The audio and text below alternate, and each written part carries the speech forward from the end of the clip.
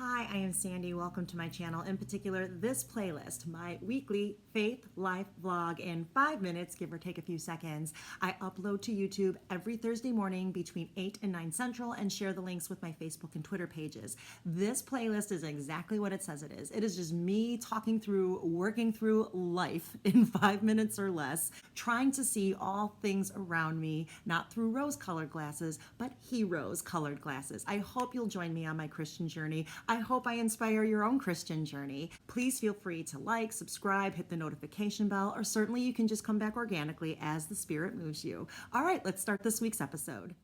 Good morning. Hi, I am Sandy. Happy Thursday. Welcome back to my weekly 5-minute faith life vlog. Today brings you episode 14, and I want to talk to you today about church. I think I found a church. Quick backstory. Baptized Catholic, went through confession, communion, confirmation, and pretty much when adolescence was over, so was my relationship with Catholicism, sadly. Fast forward many, many years, I've been through a lot, I've seen a lot. It's 2016, and I'm feeling a real lack in my life, a real void. And thank God I had the aptitude to recognize that it was faith that was missing. So I went back to church, and I went back to a Roman Catholic church here in my area. And that year and several months back in church were amazing. Opened up my eyes, my heart, changed my career path. And as wonderful as all that was, I did get to a point where it was starting to feel stale. I felt like I wasn't really getting the teachings of Jesus. I felt hungry. I was craving more. So I stopped going to church, though I did continue my Christian journey. I did a lot of just independent research, trying to understand what Christianity is, what Jesus's teachings were. Fast forward again, another year or so, and I kind of came to that same sort of crossroads where I felt like there was a lack in my life.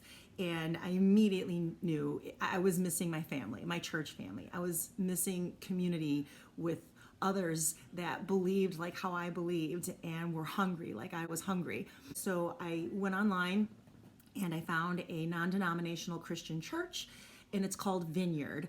The website said they had Pentecostal and evangelical roots, though they are non-denominational. And if you've been to a Catholic church and then one of these other kinds of churches, and I only put it in air quotes because there was nothing churchy about it, nothing I was used to. It's not everyone's cup of tea. And I'm not entirely sure yet that it's my cup of tea, but I liked it more than I disliked it. I don't even want to say I disliked it. It just was really foreign to me. There were so many aspects of it that I just didn't recognize. Or even if it was familiar, it wasn't familiar in the way I'm accustomed to it. And so I shouldn't even say I disliked it. I just didn't understand it. I did write up a lengthy review of my experience. It is on my Facebook notes, and I hope you'll come by and read it. I tried to just address every sort of first impression I was getting while I was there. But here I just kind of want to boil it down to one significant experience that I had while I was at the church.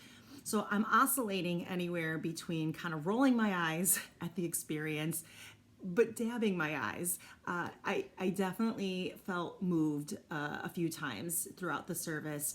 The big thing for me was I really enjoyed the pastor. So he had told a story about Jesus and his disciples in the boat during that horrendous storm, and Jesus is just chill. He's sleeping like a baby, and the disciples were like, we're all gonna die. And they wake Jesus, and what I liked about it is he didn't just like sort of tell the story. He really broke it down. And he broke it down about, what is fear? What is anxiety?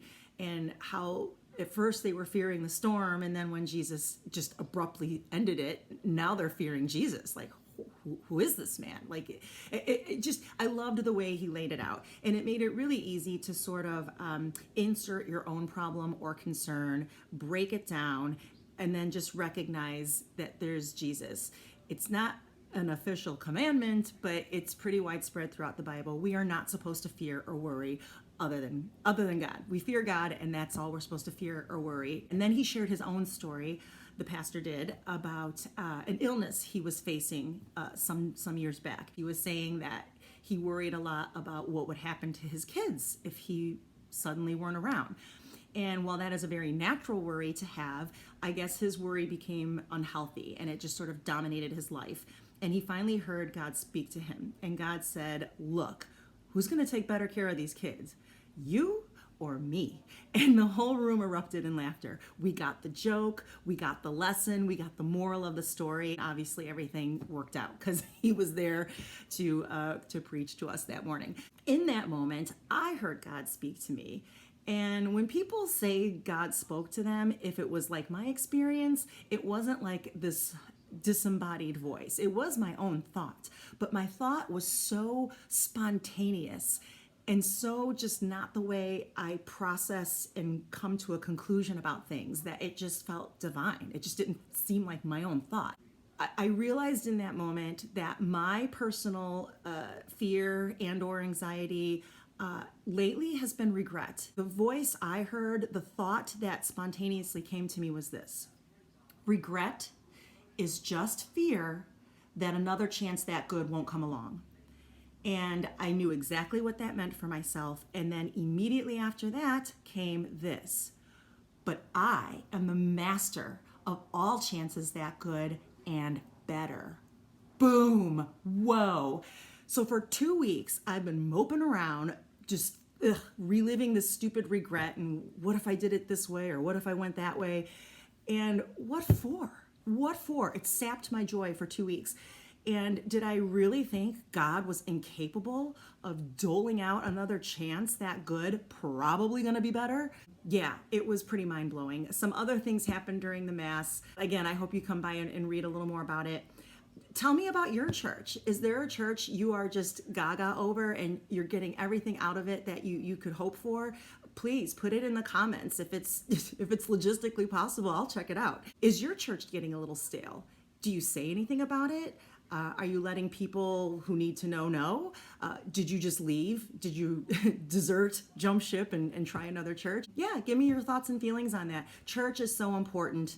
You're really not getting the full experience if you're not in communion with others, with God.